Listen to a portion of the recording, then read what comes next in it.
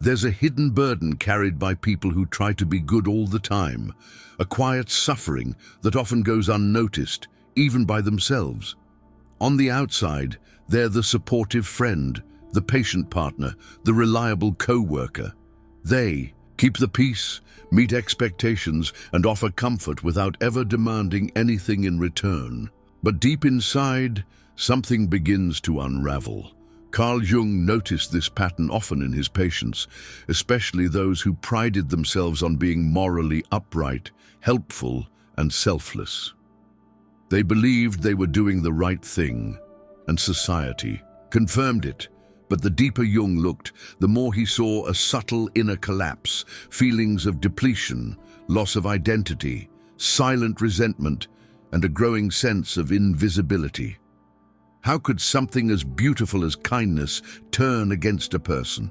The answer lies in the difference between authentic goodness and performative goodness, and in the parts of the psyche we've been taught to ignore. From a young age, we're taught that being good means being agreeable. Don't argue, don't disappoint, always smile, say sorry first, share even when it hurts, be useful, be nice. And little by little we equate love with approval and worth with self-sacrifice.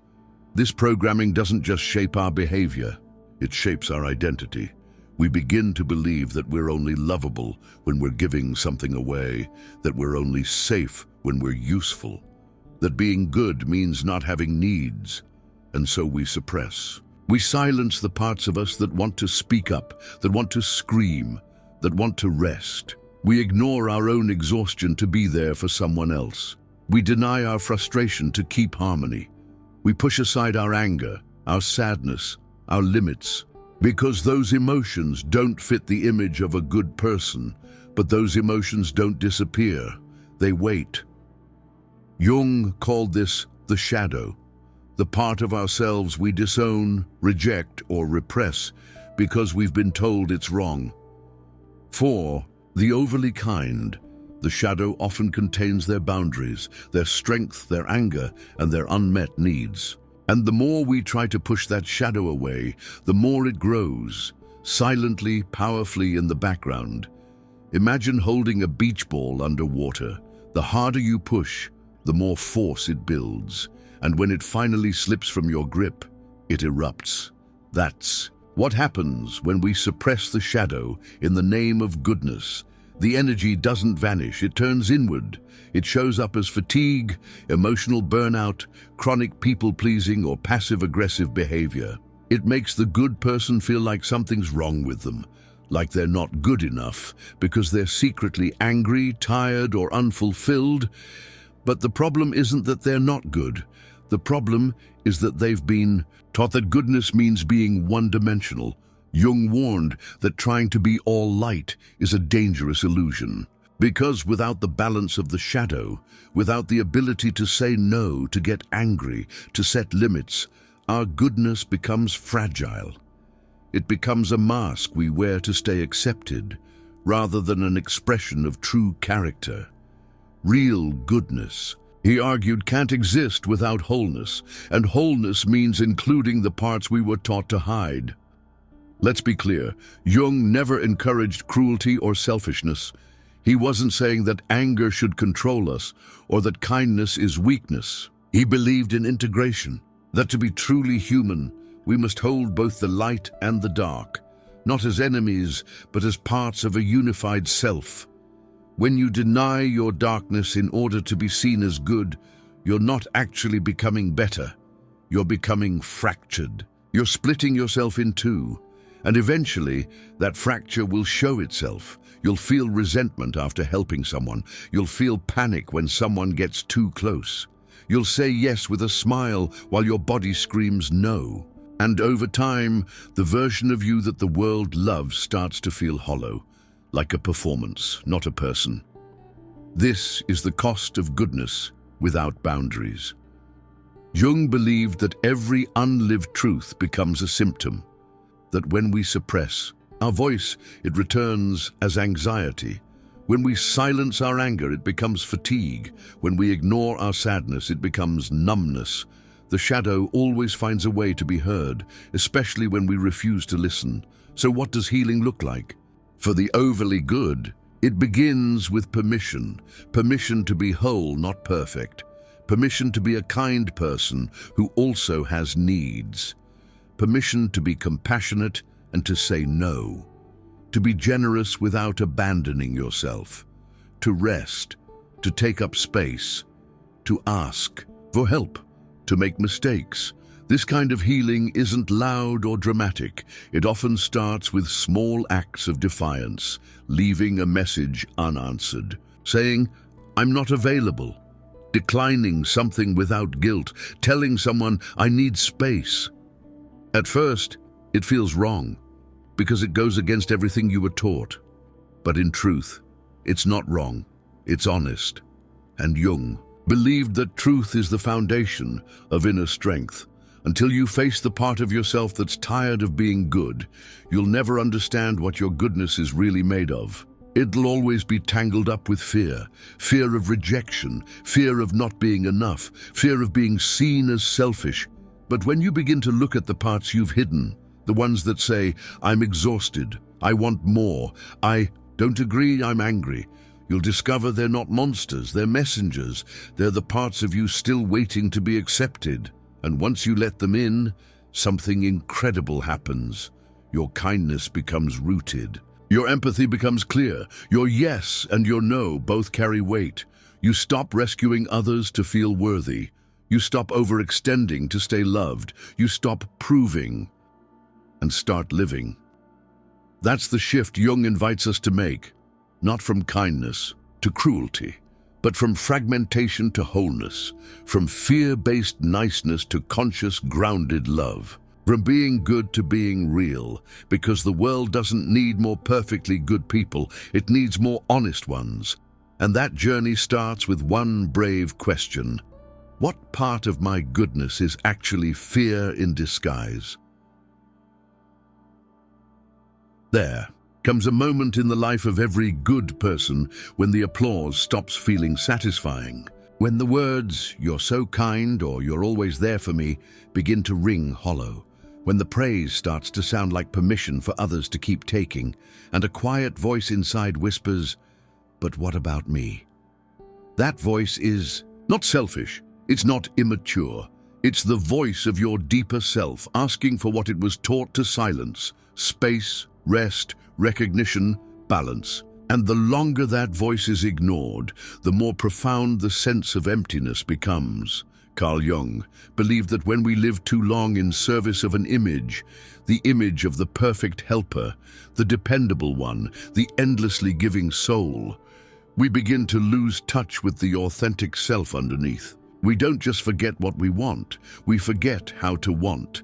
Desires become blurry, joy fades.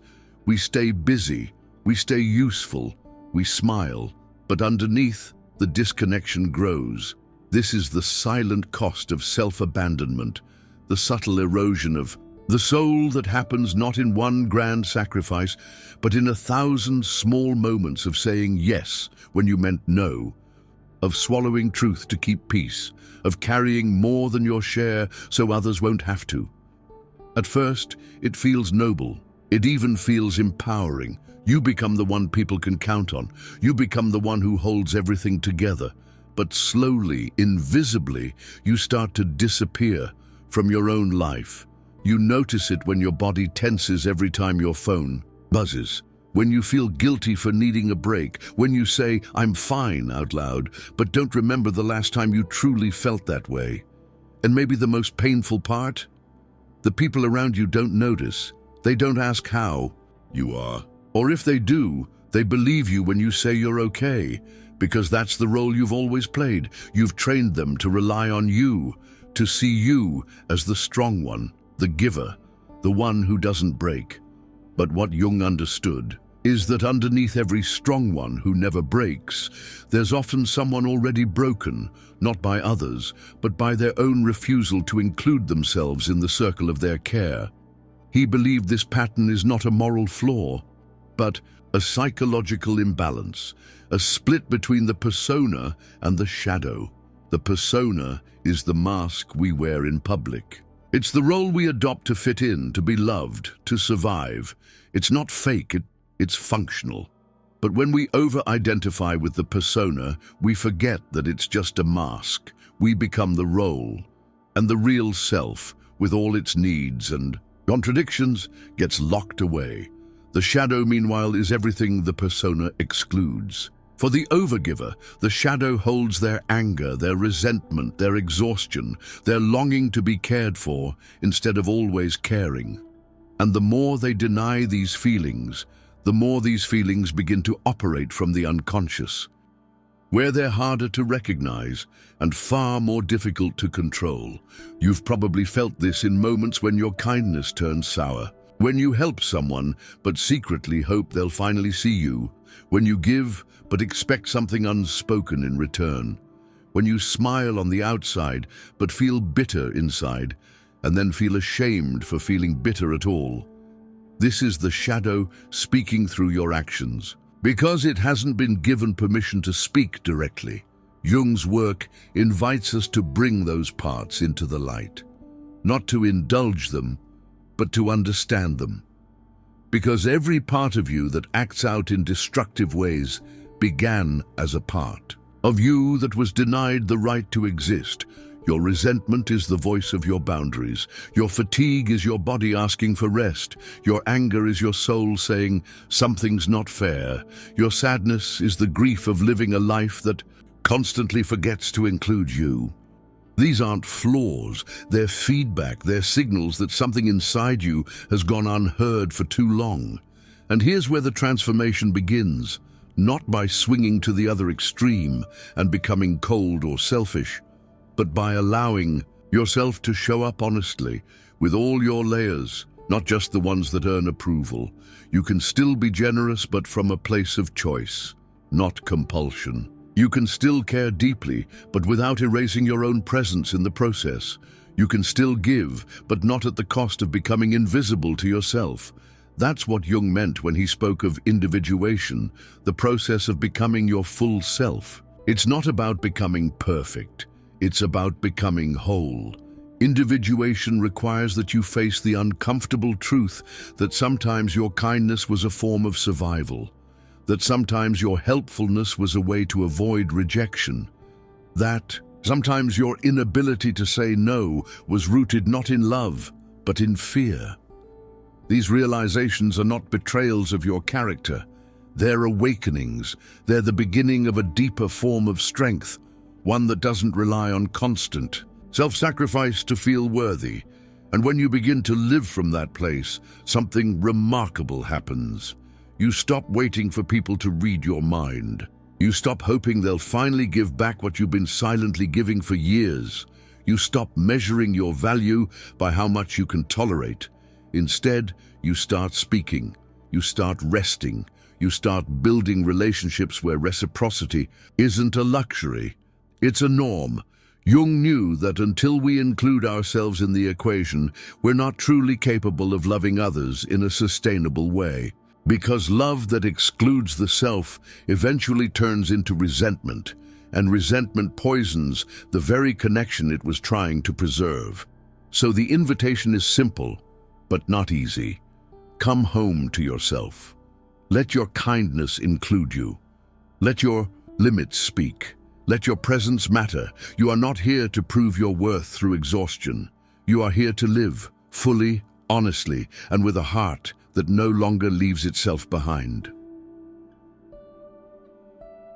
The trouble with denying a part of yourself is that it never truly goes away. It waits, patient, quiet, building pressure, until one day it breaks through, not with elegance, but with urgency, not with grace, but with fire.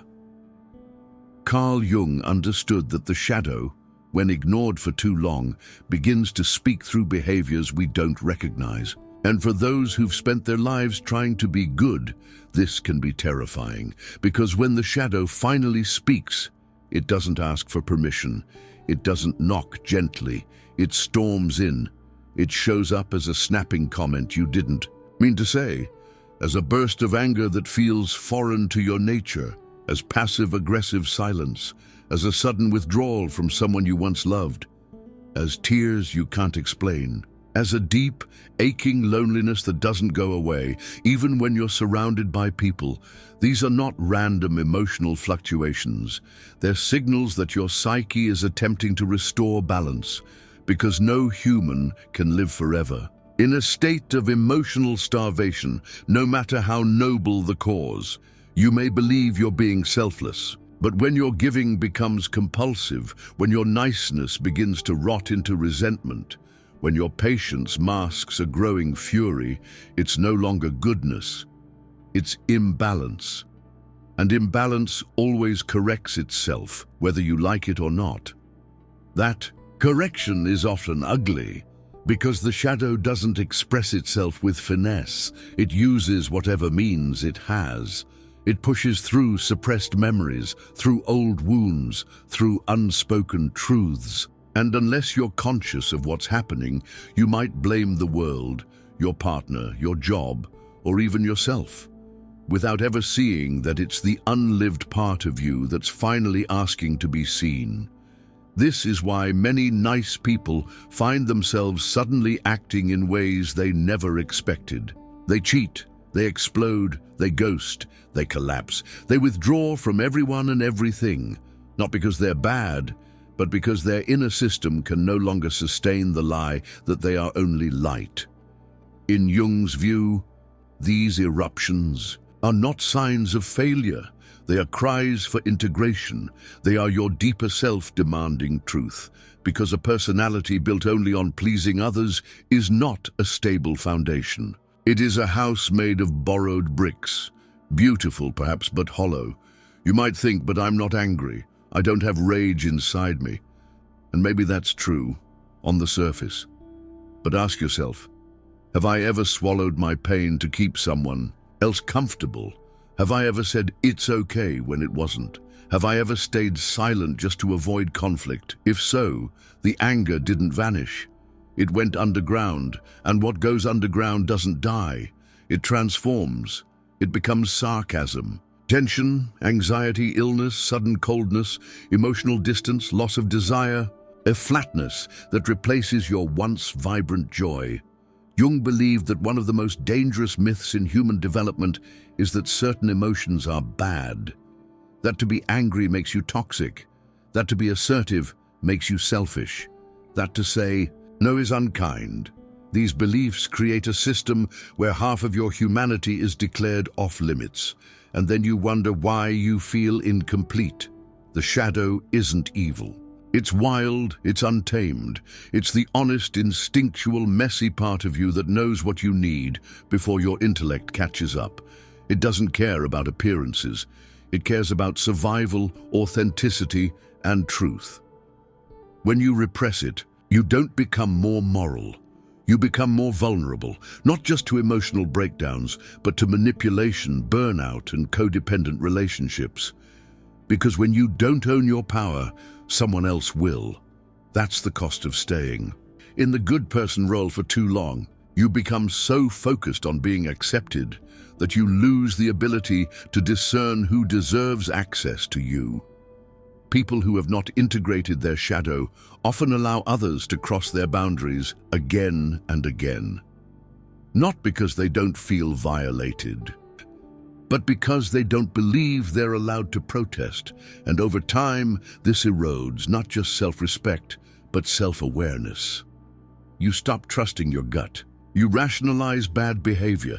You tell yourself they didn't mean it. I'm just being too sensitive. Maybe I expect too much. Until one day, you no longer know the difference between compassion and compliance. This is where the shadow's distorted voice becomes dangerous. Not because it's dark, but because it's confused. It wasn't welcomed in clarity, so now it screams in chaos.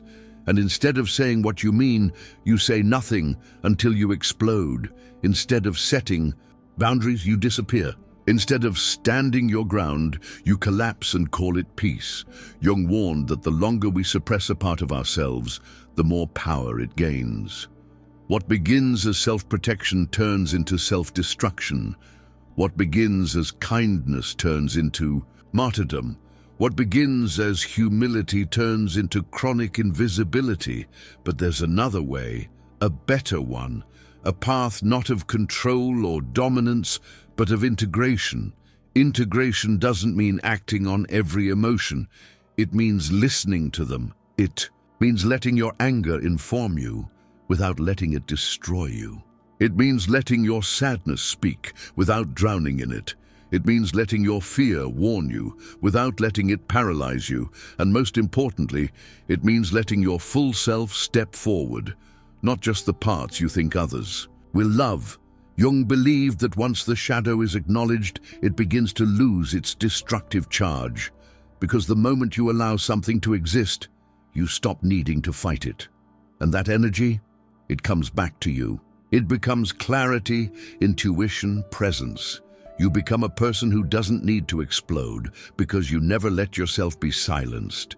You don't need to overgive because you've honored your own needs first. You don't need to be perfect because you're at peace with your imperfections. The people who reach this place carry a different kind of kindness, one that's strong, grounded, unshakable. It's not the kindness of someone who's afraid to be disliked. It's the kindness of someone who has nothing left to prove, and that's the shift that changes everything. When you stop running from your shadow, something unexpected happens. The world doesn't fall apart. People don't abandon you. You don't become cold, cruel, or indifferent. What actually happens is far more profound. You begin to return to yourself. Carl Jung often said, "The privilege of a lifetime is to become who you truly are." But for many people, especially those who've built their identity around being endlessly kind, helpful, and self-sacrificing, that true self has been buried under years of performance. Years of being the strong one, the peacemaker, the reliable one. So what happens when that performance ends? You may feel raw at first, exposed, awkward. You're no longer hiding behind the persona. You're speaking your mind more often. You're saying no when something doesn't feel right.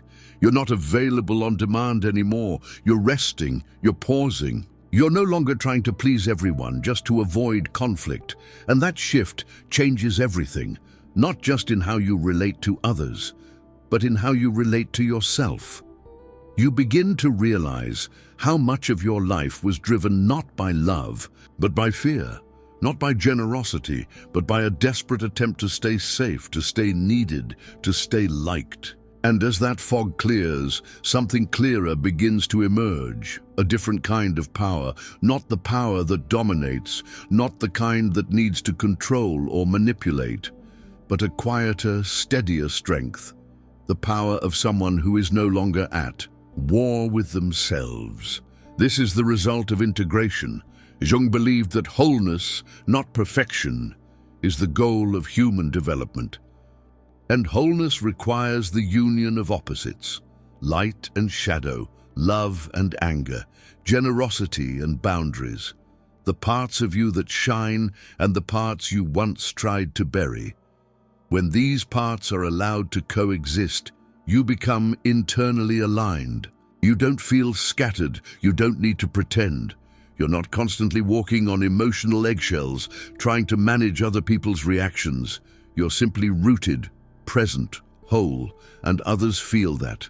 They may not be able to explain it, but your energy feels different, clearer, more solid. You're no longer seeking validation in every interaction. You're no longer afraid of being misunderstood. You're not exhausting yourself trying to prove your worth. Instead, your presence speaks for itself. This kind of presence is rare and powerful, not because it demands attention, but because it carries truth. You're not hiding, you're not shrinking, you're not overextending. You're showing up as you are, imperfect, human, but real. And that is magnetic.